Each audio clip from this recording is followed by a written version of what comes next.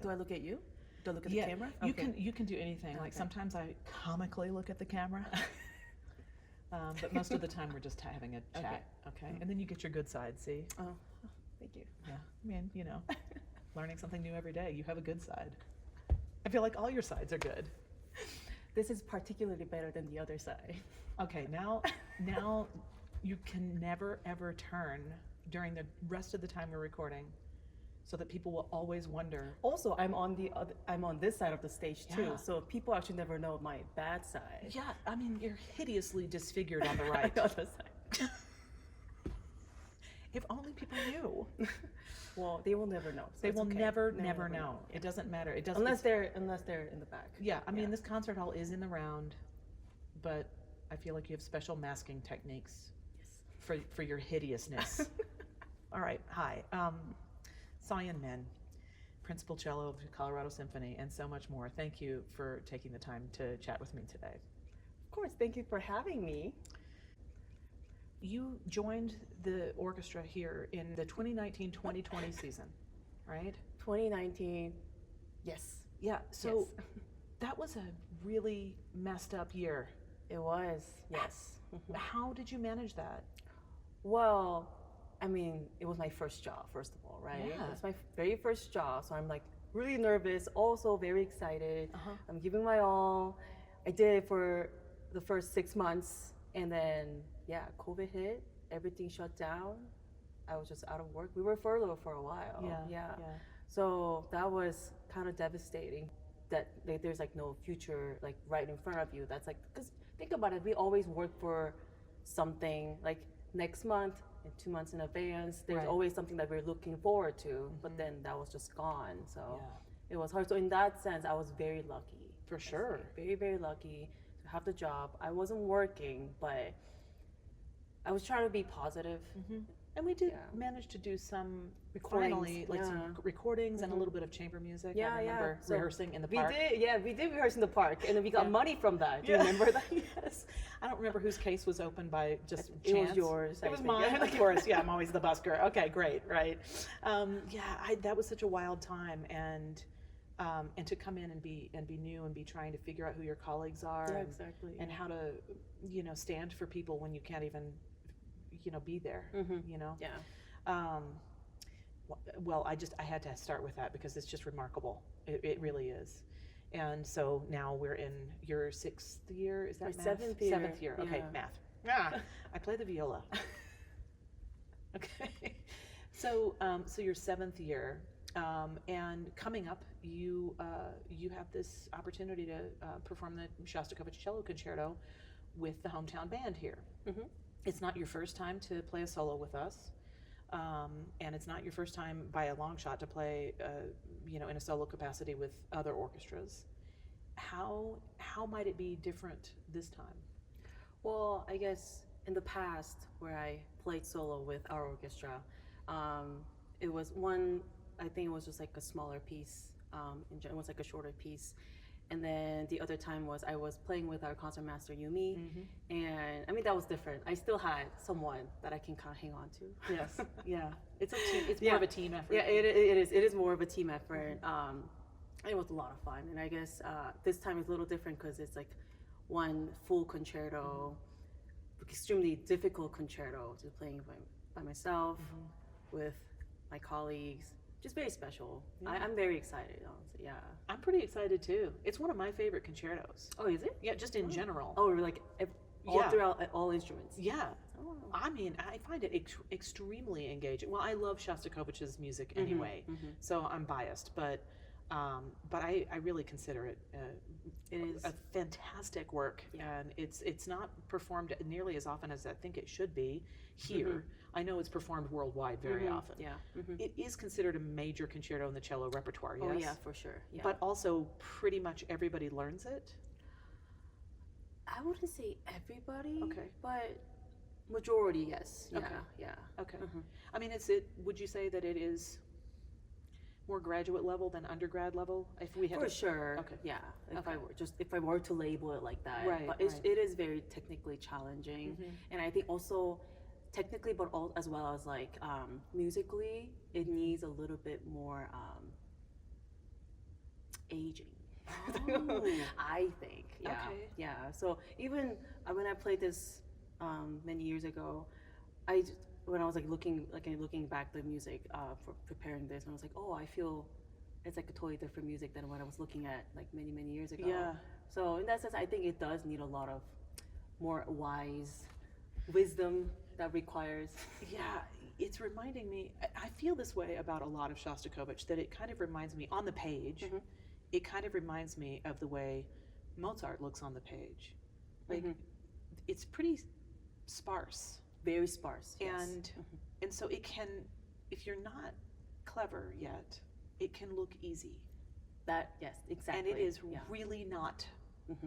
And so I worked with this guy a long time ago that just was filled with incredible quotes, and this one I really remembered immediately, which can be applied to Shostakovich, but he was saying it about Mozart. Too easy for kids, too hard for adults. Yes, I wholeheartedly agree. Yeah. So it's just this, I think that's really what you're getting at about the maturity that you need to have to really bring to bear what the expression is in the work. Yeah. You can string the notes in a row. You can be technically proficient, even with something as difficult as this concerto, and kind of still miss the boat. Yeah. Do you have a favorite recording? There's so many. Yeah. I mean, of course, I listened to the Rostropovich one. Yeah. It was composed for him. Right. And who else do I like?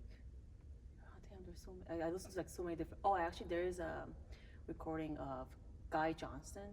Okay. Yeah, it was like way back when, and he actually broke his string while playing it, so he had to skip the whole section in the last segment of second movement. But I thought playing was so it's so engaging.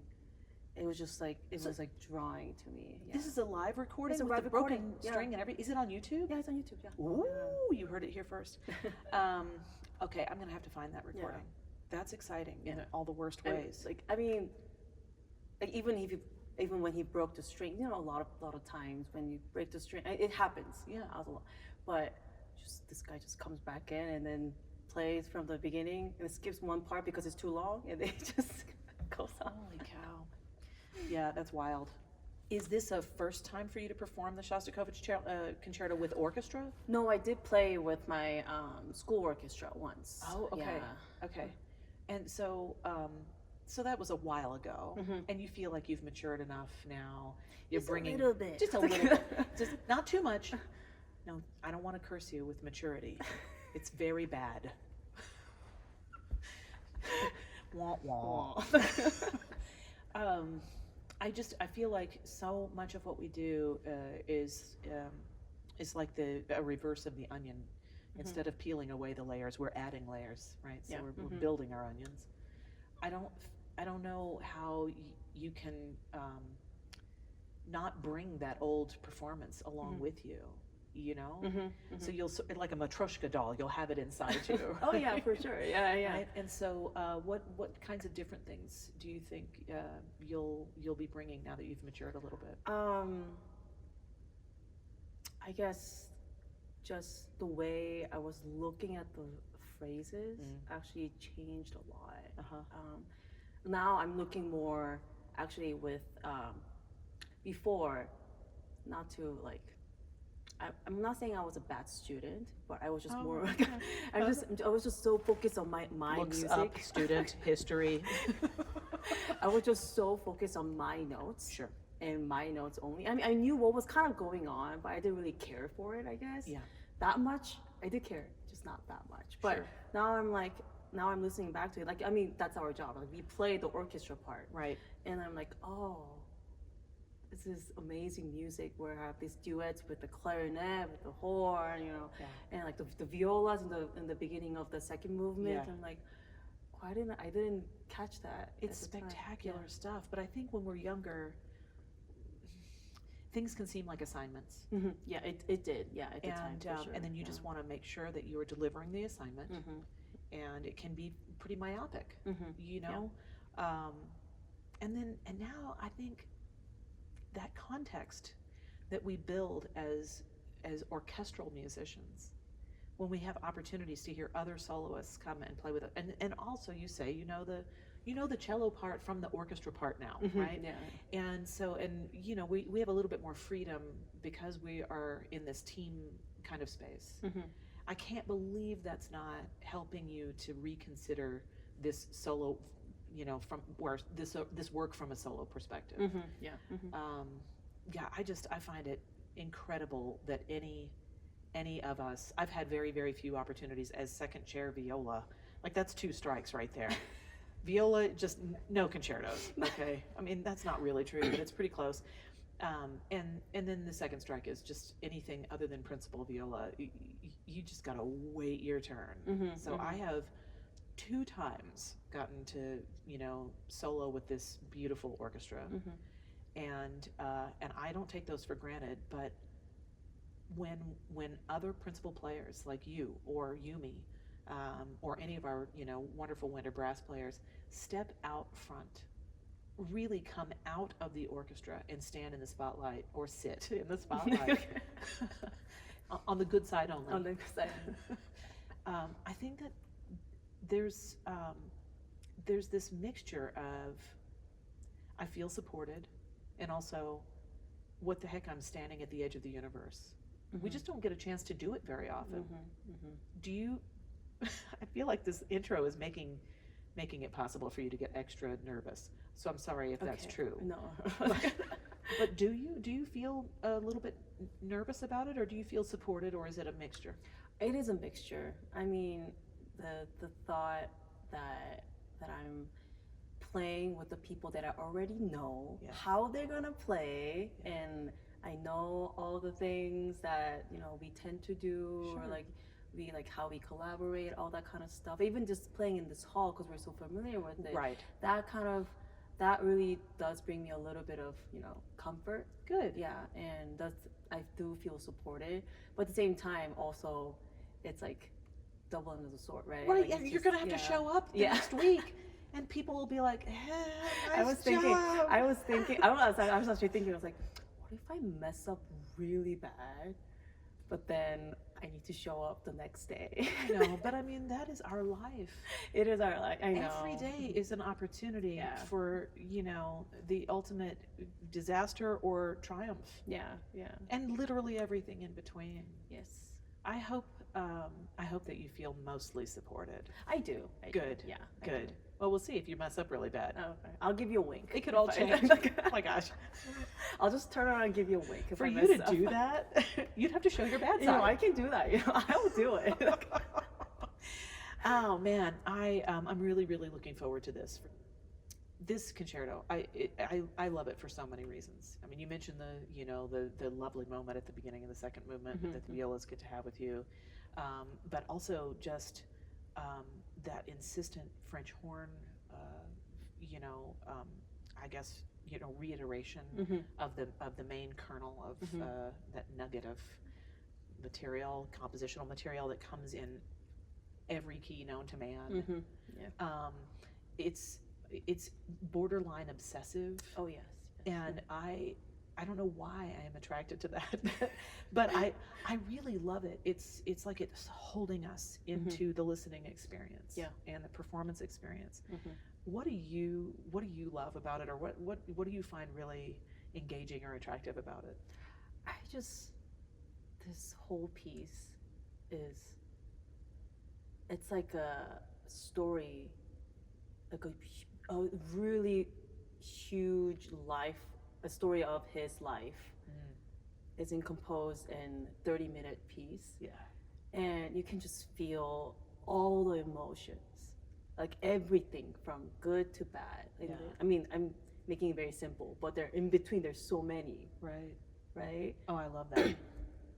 I'm just, when I'm playing and when I'm hearing it, I feel like I'm really listening to the story, to his story that he was trying to say. And especially like the whole cadenza, like the one movement cadenza. It's like a huge monologue that he's making us do. Yeah. And even that, sometimes like I can when I'm playing, I feel like I'm going crazy too. Oh.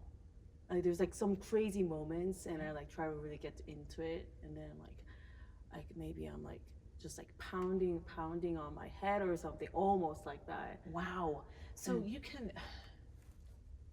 I feel like it's so tough for us because we do have to execute, right? We have to do the things that we've prepared, and it can get really difficult sometimes to walk that line between in the way that we engage, right? You can be the storyteller, but sometimes it takes you out of the execution. It does, yes. That's what I really struggle with. Yeah. A lot of times, actually, we can't get too into it. We're still the performer. Stinks. That's trying to tell the story to the people. I hate that though. It's hard. Yes. I mean, do you have any tricks for how you manage that? I actually do just like talk to myself, like when I'm playing. I know like the places where I do get emotional, right? And like even still, when I'm practicing, when I get to like the end of second, like the whole climax of second movement, I'm like, I can feel like I'm about to like cry a little bit. Wow. But then I can't cry. No. So there's no crying in music. No, that's not true. There's tons of crying in music. Yeah. So like I do try to tell myself, like I try a little bit more hold it in, right, and do focus. Of course, I'm focusing on the musical context I'm playing, but I also do need to I do remind myself, like, you know, I'm the one. The people, the audience needs to feel this, not me. Oof. Yeah, that's painful. It is though. It is. Yeah. I so appreciate you detailing that experience. You know. First of all, it's nice to just sit and share that with you, but then I think it's such a mystery what we do and how we do it, and from the audience point of view, it should feel like a mystery. It should feel magical, even though we know the work that went into it. Yeah. Like, okay, for example, just ballpark, how many hours do you think you are going to have spent preparing this Shostakovich Cello Concerto performance? Just from when you started preparing to the concert. Just ballpark. How can you even ballpark that? I don't know. 1,000? Probably more than that, right? If I'm just also counting the hours I'm like listening and looking at the music, like studying, that kind of stuff. Okay. I don't know.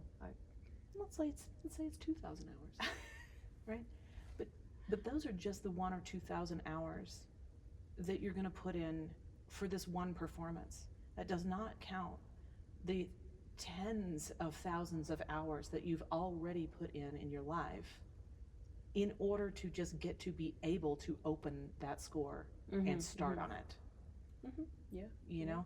And so I think it's mind-boggling sometimes to really go back and think about the amount of commitment that each of us in our own way got into without even realizing it. Like, I mean, how old were you when you started playing the cello? 5. Right, so nobody's gonna look at a 5-year-old and say, okay, before you play one note on this new instrument, you realize this is gonna be the longest relationship you have in your life. Yeah. Actually, my teacher used to tell me, she told me, like, I think I was in like middle school or high school or something. She was like, if I knew that I had to practice. She was like, I think she was in her like mid to late 50s. And if I knew I had to practice still, I would not have started. That's what she and I mean, it seems like a racket, but you kind of have to not know. Yeah, exactly. I don't think anyone would actually start if they knew. Can you imagine those telling some like a sweet little 5-year-old like with a big waggle finger? So in 10,000 hours, you'll sound okay. And if you want to keep going, I mean, what the heck? Yeah. Yeah. I think that is a fact that once you tell people what it takes, they understand, but maybe they don't consider it first. Because it just seems like, well, we're here all the time. We just do this. This is what we do. Yeah. Like, isn't that nice? Oh, you play the cello. That's sweet. I want to stab people sometimes. and then other times I want to stab my own self for saying things like that. So, so much stabbing. So much stabbiness. Okay, I think, I don't know, God, I didn't really have a ton of questions for you. So we might have covered everything. Is there anything you want to talk about? Particularly. I was curious about how do orchestras feel? How does like when you're accompanying our own soloists? I mean, when I play for our own, I feel very happy because I feel so proud of them. Yes. In a way, in a sense, like 1000% I'm agree. like they're like representing us, Yeah. and like I said, we don't get to do this a lot. We don't. And I think for me, I didn't mean to cut you off. Did you have anything? No, that was like my question. Is like, do you also feel like is the majority of people feel that way? I have no idea. I can't speak for the majority, but it's 100% right here. So Okay, that's a majority. That's good. That's good. For this space, it's a majority.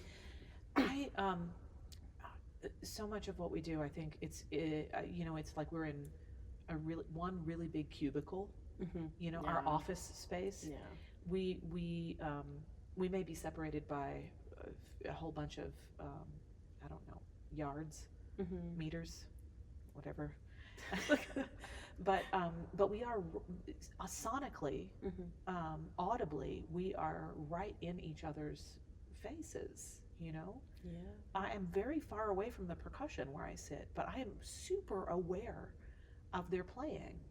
And so it feels a little, sometimes to me, when I'm supporting someone who's stepping into that solo role, it feels like I've lent them some of my flesh. Do you know what I mean? Like, wow. Yeah. To that extent. Wow. I mean, I think it's really intimate what we do. It is very intimate. Yeah, I do agree. and it's a kind of intimacy that can cut really close to the bone sometimes. Oh my gosh, I'm getting weirdly emotional right now. This is an incredible thing we get to do. I mean, I'm old, but I'm not that old. What is wrong with me? I'm getting so maudlin. Okay. It is an incredible thing we get to do. To just be in this world of human genius and be the conduit from someone like Shostakovich to this audience that comes because they trust that we are going to deliver them something that could potentially be, at least even just for a moment, life-changing. Yeah. I tell my friends, or like tell people who are very hesitant to come to the concert. Who's like, I don't know classical music enough. Yeah. I always tell them, you can come and then you can sleep if you're too tired. Best nap ever. I was just I sometimes kind of fall asleep too. It's just, I'm not when I'm playing, but as long as you enjoy maybe a minute of this concert, or like even like maybe a section of it, you felt something. Yeah. That's like totally worth it. I still, I mean, apart from extremely loud snoring, which can be very embarrassing. Yes. Okay. I think to come to a concert hall like this and take a world-class nap. You know what I mean? World-class nap. But it's also very expensive nap. It is an expensive nap, but it's world-class. Yeah, I don't think anybody's going to be napping during the Shostakovich Cello Concerto. I don't think so. It's so exciting. It really is. Oh my gosh, it's like it's a banger piece. I'm sorry. It is a banger. It's a total banger. Yeah, it's like a wild ride when I'm playing it too. It's just even when I'm just hearing it, like you know how when you're listening to a recording versus like a live performance, there are pieces that are like very different. Like recordings are like kind of boring, but the live performance, it kind of really does like have the spark. But I think Shostakovich, even just listening to the recordings, it hits every time. I could not agree more. Yeah, it's like it's an addiction almost. It's the best addiction. We're talking about the best addiction and the best nap. Yep, all the good things. All the good and bangers. Seoyoen, thank you so much for sitting and chatting with me about this. Thank you for having me. Of course. I'm sorry I waterworks there for a second. That was weird. I mean, I just love what you do so much. I do, and I feel very, very privileged and very grateful.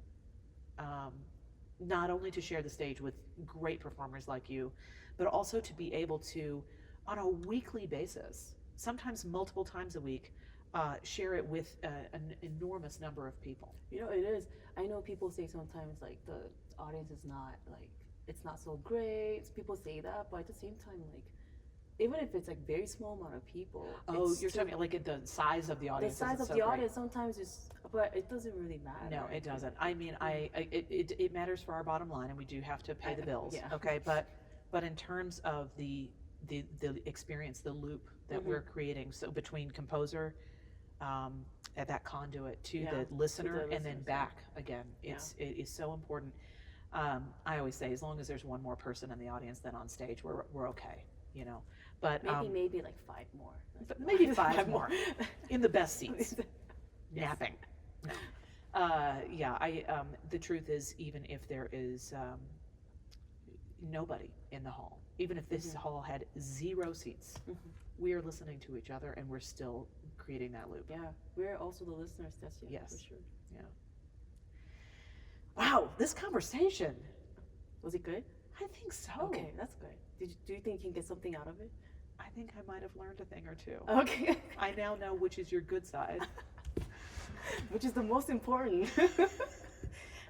Yeah, I just have to bring it back full circle to the good side. Okay. Yeah, I can't wait for this concert. Thank you so much. Okay, thank you. Yeah. All right. Subscribe. Subscribe. Like and subscribe. Hit that button.